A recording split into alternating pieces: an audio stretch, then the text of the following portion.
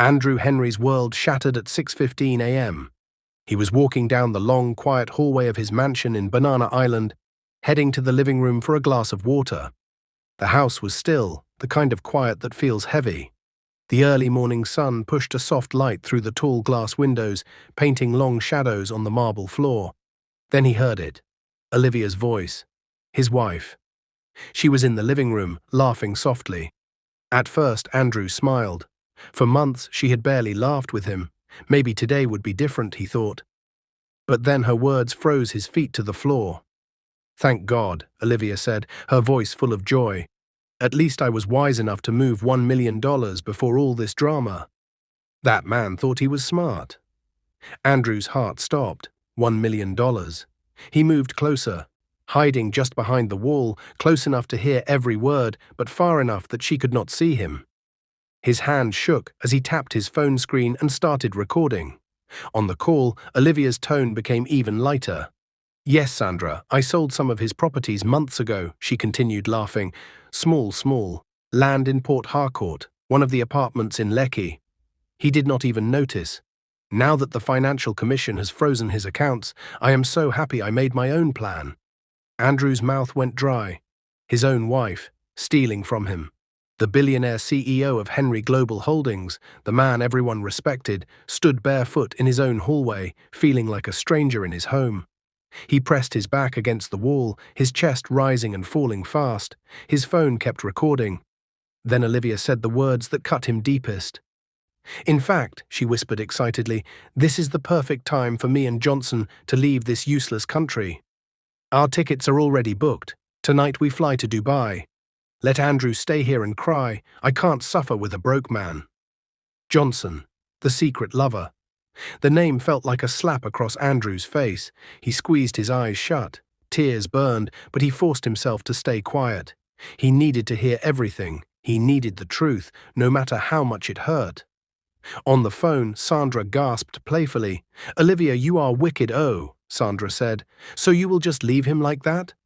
Olivia laughed again, sharper this time. "Please, do I look like a charity case?" she replied. "I didn't marry him for love. I married him for comfort. What is love without money? Now that he is broke, he is of no use to me. Let him face his Financial Commission wahala alone." Andrew felt something break inside him. It was not just his heart, it was his trust. It was the picture he had painted in his mind for years, Olivia standing by his side through good and bad. That picture was now in pieces. He stopped the recording and slowly stepped back, his mind spinning. She stole $1 million. She had a secret lover. She planned to run away tonight, and all this, it came after he pretended to lose everything. All because he wanted to test her heart, all because he wanted to know if she loved him for him, or for his money. Now he had his answer. But how did things get this bad? 2 days earlier, Andrew had been sitting in a large boardroom on the 18th floor of Henry Global Tower in Victoria Island. The room smelled of polished wood, expensive perfume, and quiet fear. Across from him sat 3 serious-looking officials from the Financial Commission. Files were open on the table, charts, debt reports, loan agreements, numbers that could scare even the bravest businessman. "Mr. Henry," one of the officials said slowly, "your company is under heavy investigation. If certain repayments are not confirmed, we may have to push for bankruptcy proceedings. Your assets may be seized." It was all a show, a controlled, planned show. Andrew had arranged this with his lawyers and a few trusted officials. The company was not truly bankrupt. His accounts were not truly frozen. But only a handful of people knew that. Andrew's eyes were calm, but inside his heart was heavy. "Do what you must," he replied, playing his part. "If this is the law, then I will face it." The official stood up, shook his hand, and left the boardroom. When the door closed, Andrew exhaled and turned to his lawyer, Mr. Bamidel, an older man with kind eyes and grey hair. "Are you sure about this?" the lawyer asked. "Testing your wife like this, it is a dangerous game." Andrew stared out of the window at the Lagos skyline. "I need to know," he said quietly. "For years I have felt something is wrong. She only smiles when we travel. She is only gentle when I buy her things. When business got tough last year, she started complaining, shouting, and calling me a failure." He paused, his voice soft. "If all my money disappeared today, would she stay and hold my hand? Or would she run?" The lawyer sighed. "So the announcement later today, it will sound real." "Yes," Andrew said. "The media will carry it. Social media will spread it. My accounts will look frozen. Even my staff will believe it. Only my core team knows the truth." "And your wife?" the lawyer asked. "She must not know." "Not yet," Andrew answered. "I want to see her true heart." That evening, Andrew drove home slowly. His mansion in Banana Island had always been a place of comfort. High white fences, green lawns, a wide gate that opened to a neat compound. Inside, everything sparkled: glass, marble, gold frames on the walls. But that day, as he stepped out of his car, the house felt like a test he was about to fail. He walked into the living room and saw Olivia sitting on the cream-colored sofa, scrolling through her phone. Her long, straight hair fell over her shoulders. She wore a smooth silk gown and diamond earrings he had bought for her birthday. She did not smile when she saw him. "You are back," she said simply. "Yes," Andrew replied, trying to slow his heartbeat. "Olivia, there is something I need to tell you." She looked up quickly. "Is it about the news?" she asked. Andrew blinked. "You've seen it already?" She held up her phone. On the screen was a headline: "Henry Global Holdings faces bankruptcy. Accounts frozen by Financial Commission." Andrew swallowed. So it has started, he thought. He sat down opposite her. "It's true," he said softly. "The Financial Commission has frozen my accounts. They say the company might go bankrupt. The house, the cars. They may all be taken. I don't even know how we will manage in the coming months." For a moment, the room went quiet. Andrew watched her face carefully. Would she reach for his hand? Would she say, "We'll face this together"? Would she cry and hold him? Instead, Olivia leaned back, let out a small, annoyed sigh, and rolled her eyes. "This is sad," she said flatly. "But Andrew, I warned you. I told you to stop taking big risks. Look at other men. They just live quietly. You like to be big. Now see." Andrew stared at her, stunned. "That's all you have to say?" he asked, voice shaking. Olivia shrugged. "What do you want me to say?" she replied. "We can't fight the Financial Commission. Maybe it's time for you to accept that you failed. I cannot come and die because you lost your money." The words cut like a blade. He felt smaller than he had ever felt in his life. That night, Olivia went to bed early. She turned her back to him and did not ask how he was feeling. Andrew lay awake, staring at the ceiling, hearing her soft breathing, and wondering if their whole marriage had been a lie. Was she really planning to leave? Was she already thinking of another man? He did not know, but he would soon find out. And now, standing in the hallway the next morning, his phone full of her wicked laughter and terrible confession, Andrew knew the truth. She had stolen $1 million. She had a secret lover named Johnson. She was planning to fly out of Nigeria that very night.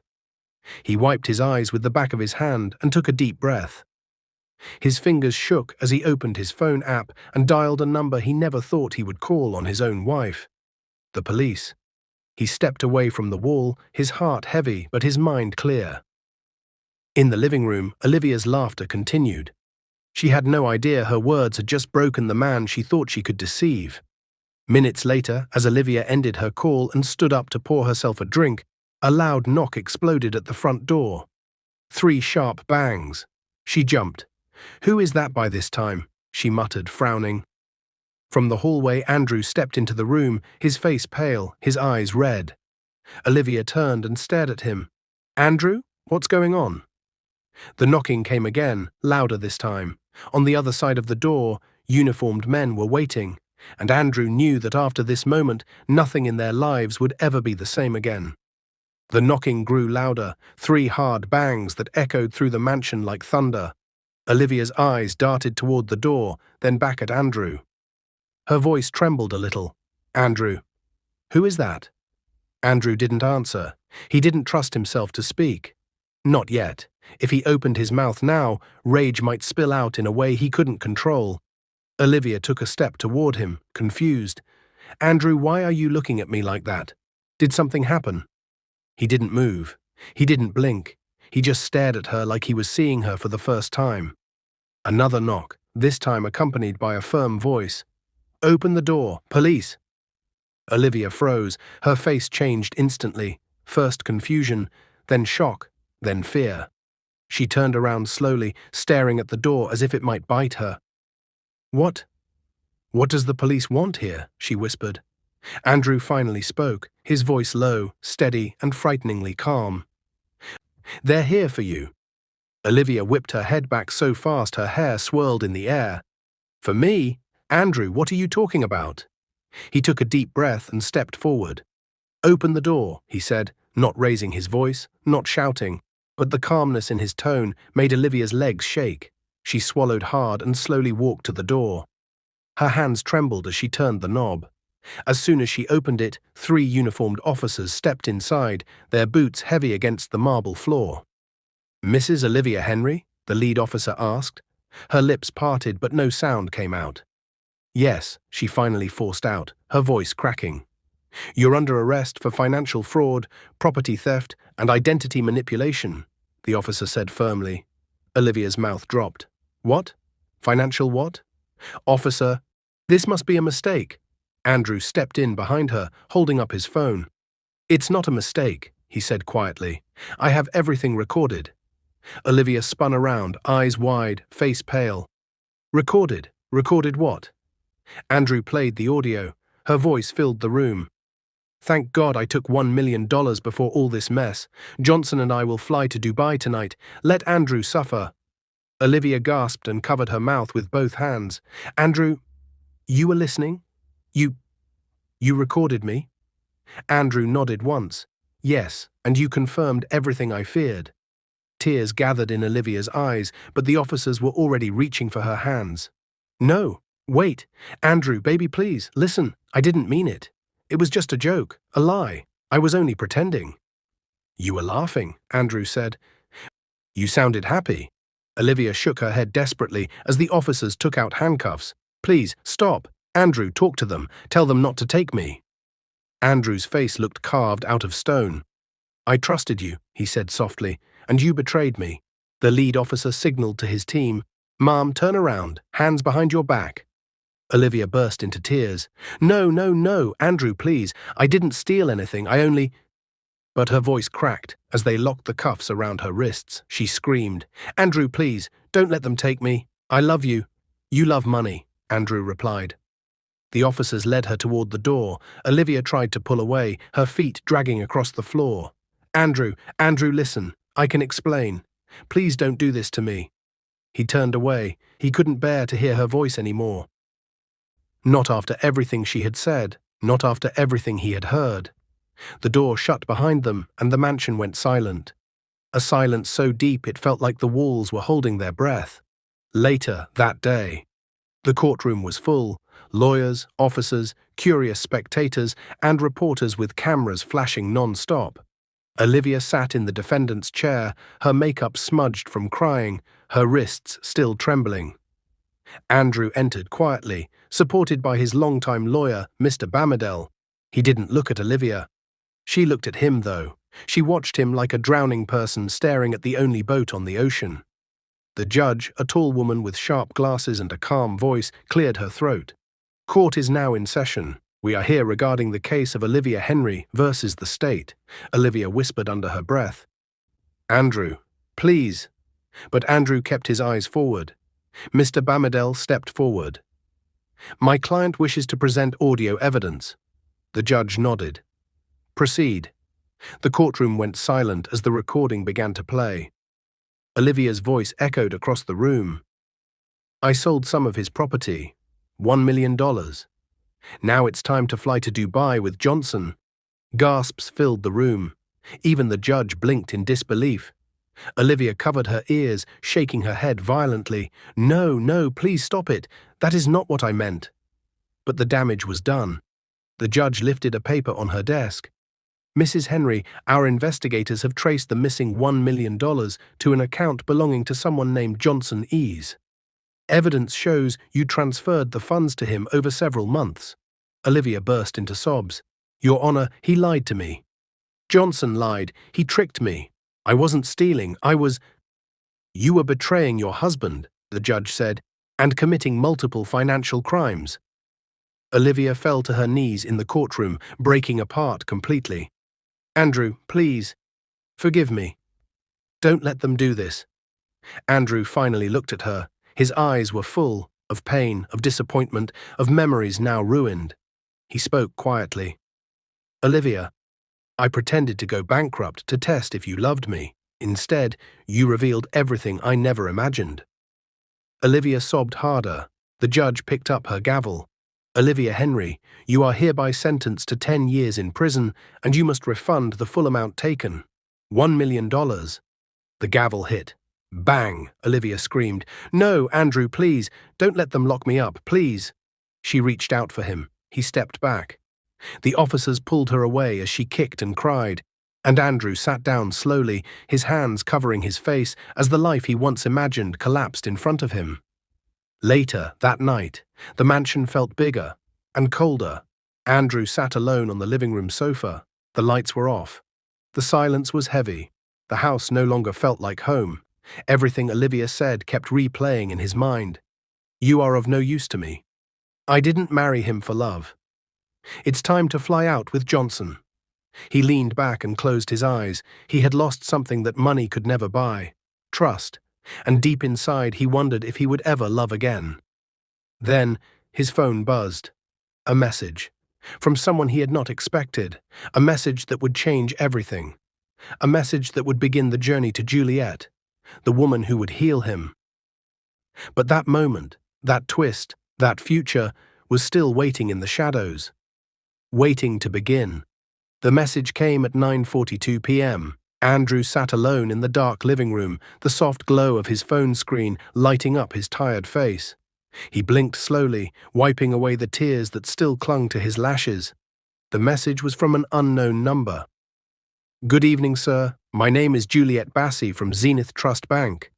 I've been assigned to assist you with temporary account restructuring after the Financial Commission report.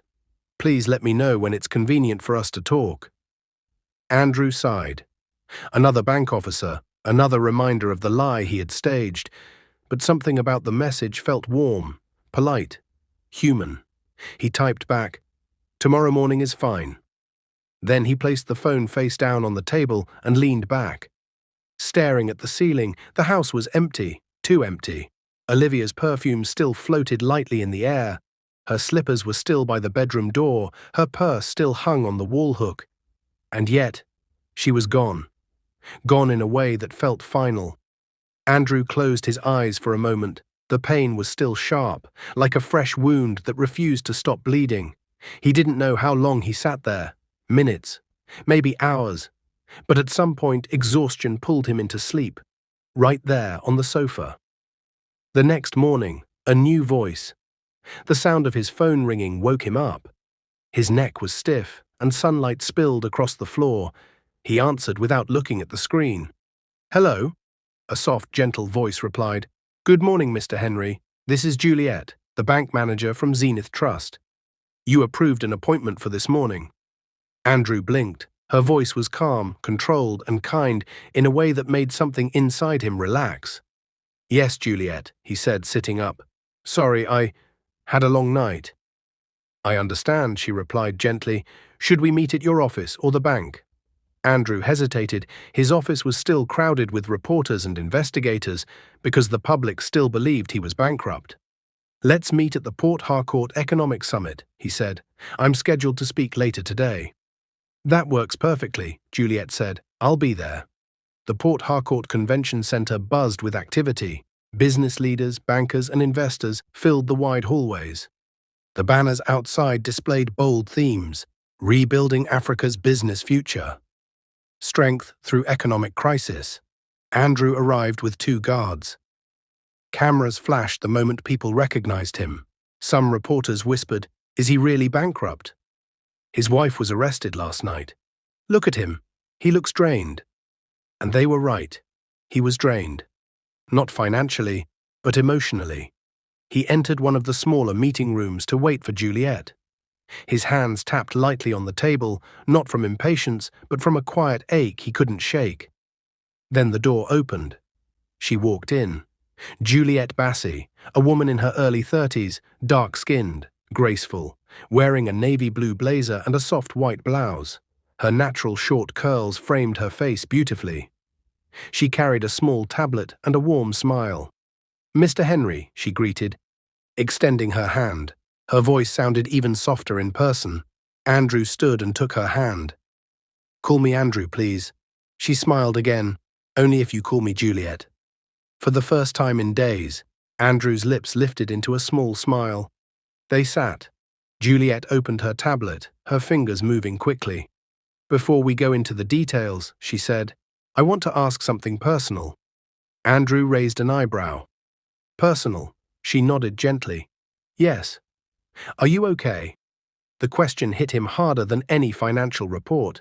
Not, "Are your accounts okay?" Not, "Is the company okay?" But, "Are you okay?" Andrew lowered his eyes. "No," he whispered honestly. "I'm not."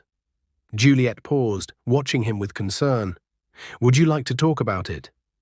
Andrew wasn't the kind of man who shared his emotions with strangers, but Juliet's voice felt safe, like a soft blanket after a cold night. So he told her. Not everything, but enough. The bankruptcy test, the frozen accounts, Olivia's reaction, her betrayal, the arrest, the court. Juliet listened quietly, without interruption. When he finished, she placed her tablet aside and leaned forward slightly. "I'm sorry," she said softly. "You didn't deserve that." Andrew swallowed. Those words, they felt like medicine. "Thank you," he said. She held his eyes for a moment. "You're stronger than you know, Andrew. Not many people would carry themselves this well after what you've faced." Her words touched a place inside him he thought had died. The summit begins. An usher knocked on the door. "Sir, you're up next." Andrew stood. Juliet stood with him. "You'll do great," she said gently. He smiled again, just a little. He walked onto the large stage. The hall was full. Cameras pointed at him. Business leaders watched closely. He cleared his throat. "Good morning," he began. "Today, I want to speak about something deeper than money." As he talked, Juliet watched from the side of the room. She admired how he spoke with calm strength, even after everything. She admired his honesty, his courage, his resilience. Something new, something delicate, began forming quietly between them. Not love, not yet, but a spark, a possibility. After the speech, a moment that changed everything. When he finished, the hall erupted in applause. Andrew stepped backstage, tired but lighter than before. Juliet joined him. "That was inspiring," she said. "You gave hope to everyone in that room." Andrew chuckled softly. "I was really speaking to myself." She smiled.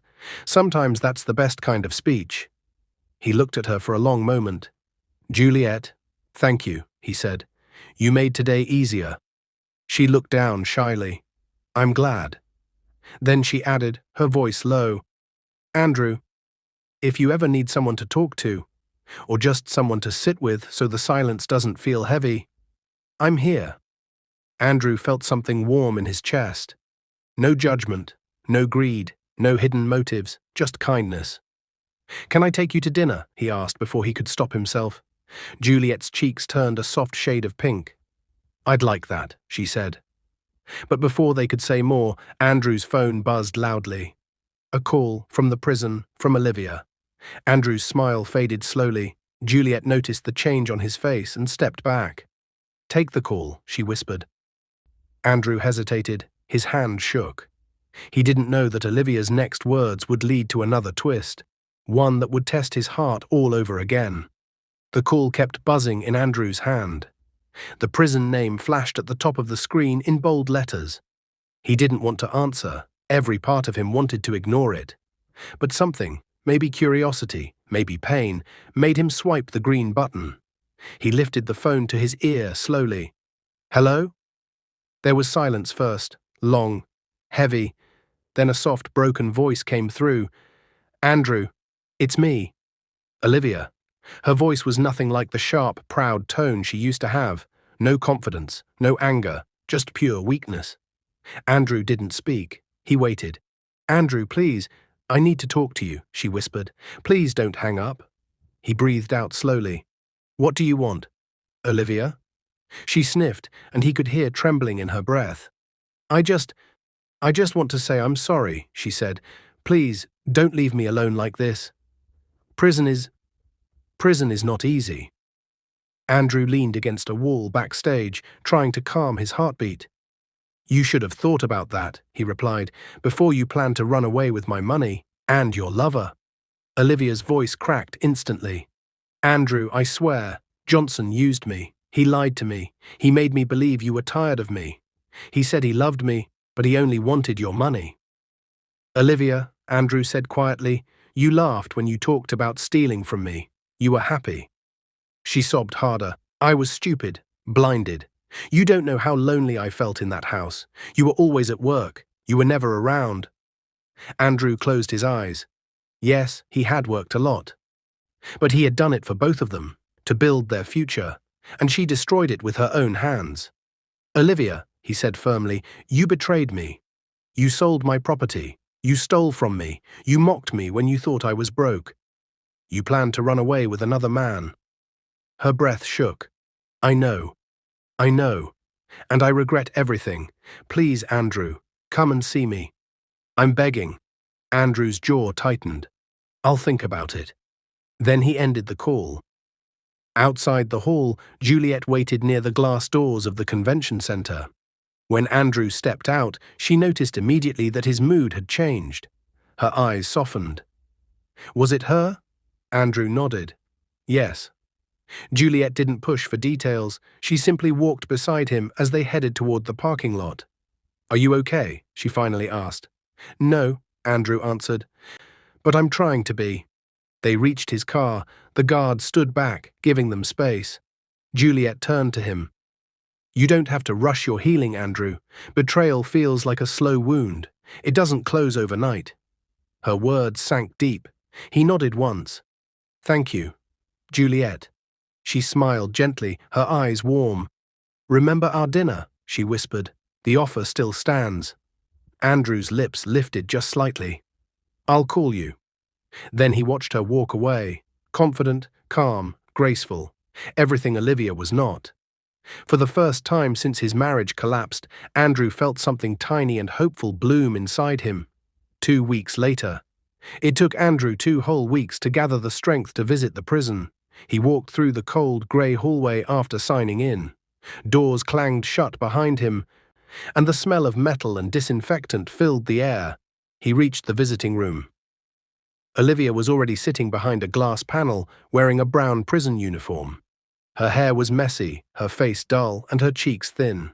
She looked older, much older. She grabbed the small phone on her side of the glass. Andrew sat down slowly and picked up his. When their eyes met, Olivia burst into tears instantly. "Andrew, I'm sorry," she cried. "I swear I didn't know what I was doing. I was selfish. I was greedy. I let the wrong man deceive me." Andrew remained quiet. "Please," she continued, "give me one more chance. Let me prove I can change." Andrew sighed softly. "What exactly do you want from me?" She wiped her eyes, her fingers trembling. "Your forgiveness," she whispered. "I can't live the next 10 years like this." Andrew looked at her for a long, painful moment. "You didn't think about forgiveness," he said, "when you planned to leave me stranded." She lowered her head, ashamed. I know I hurt you. I destroyed everything. But Andrew, please, help me." Something strange happened then. Andrew didn't feel anger. He didn't feel hate. He felt tired and free. He exhaled deeply. "I forgive you, Olivia," he said quietly. "Not because you deserve it, but because I need peace." She lifted her head fast, shock all over her face. You forgive me?" He nodded. "But forgiveness doesn't mean we will be together again." Olivia's face twisted with pain. "Please, Andrew, please don't leave me. I'm begging." "It's too late," he answered softly. "You broke my trust. Some things can't be rebuilt." She pressed her forehead against the glass, crying loudly. Andrew stood up slowly. "Goodbye, Olivia." "Andrew, Andrew, please, don't leave me here," she screamed, hitting the glass as officers rushed in. But he walked away. His steps felt heavy, but steady. Healing and a new beginning. 3 months passed. In that time, Andrew finalized the legal processes. Olivia's sentence remained, but because he forgave her, her case was handled more gently. Andrew cleared his name publicly, revealing that the bankruptcy was not real. Johnson, Olivia's lover, vanished completely, and Andrew slowly rebuilt the pieces of his heart. During these months, Juliet stayed in his life, not as a lover, not as a dream, but as a friend. They had dinners, long conversations, moments of quiet understanding. With Juliet, Andrew felt safe. One evening, they walked along the Port Harcourt waterfront. Children were playing nearby. The breeze was soft, the sky orange. Juliet looked at him with her soft brown eyes. "You're healing," she said gently. Andrew smiled. "I think I am." She held his hand, just lightly, just enough to tell him she was there. He didn't pull away. Instead, he held hers too. It felt right. Natural, like the beginning of a new story. The day everything changed 5 months later, Juliet became the woman who saved his heart. Their friendship grew into love, their love grew into marriage, and 2 years later, they welcomed a baby boy, Adam. Adam became the sunshine Andrew thought he would never feel again. Life finally made sense, but something unexpected was coming. Something that would pull Andrew back to a place he thought he had left behind. Because one day, out of nowhere, Olivia wrote him a letter filled with regret, confession, and a pleading request he never expected. And soon, that letter would pull Andrew and Juliet into a moment neither of them were prepared for. The letter arrived on a quiet Tuesday morning. Andrew had just finished feeding little Adam, who sat giggling in his high chair, clapping his tiny hands. Juliet was in the kitchen, blending fruits, humming softly. Sunshine filled their living room, casting warm stripes of light across the floor. Life felt peaceful. Finally. Then the gate guard knocked gently and handed Andrew an envelope with the prison seal. Andrew froze. Juliet turned from the kitchen, noticing the sudden stillness in his body. "Who is it from?" she asked. He already knew before opening it. "Olivia," he whispered. Juliet wiped her hands on a cloth and walked toward him. "Do you want to open it?" she asked softly. Andrew nodded and slowly tore the envelope open. The handwriting inside was shaky, almost like the words were trembling. He began to read. "The letter, dear Andrew. I know I'm the last person who should write to you, but please hear me out. I have been here for years now, and every day I wake up wishing I could undo the pain I caused you. I betrayed you. I broke your trust. I let greed destroy what could have been a beautiful life. I deserve this punishment, but I still pray you will forgive me from your heart. I heard you now have a wife and a son. Please tell Juliet I am grateful she brought happiness back into your life. And tell little Adam that I pray for him, even though he doesn't know me. Andrew, I don't want anything from you. I just want to say, thank you for forgiving me when you came to see me. It gave me hope that maybe I am not beyond redemption. I will be released soon because of good behavior. When that day comes, I don't expect anything. But it would mean a lot if you came, even for a minute, to look at me one last time. Not as a wife, not as a partner, but as a human being trying to start again. I wish you peace and joy." Olivia. Andrew lowered the letter slowly. His chest felt tight, not in pain, but in a deep emotional ache he could not explain. Juliet watched him, her eyes gentle. "What did she say?" she asked. Andrew handed her the letter. She read it quietly from start to finish. When she looked up, her eyes softened even more. "She's trying," Juliet whispered, "and she's broken, in a way that can't hurt you anymore." Andrew sat beside his wife. He placed the letter on the table next to baby Adam's feeding spoon.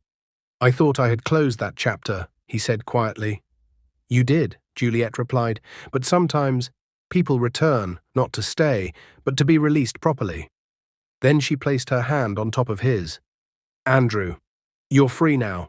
You can choose what peace looks like for you." He nodded slowly, and that was the moment he made his decision. Olivia's release day. The prison gates opened with a loud metallic groan. A few guards stood nearby, chatting softly. No crowd, no family, just the sound of birds and passing cars. Olivia stepped out wearing a simple brown dress and holding a small nylon bag with her belongings.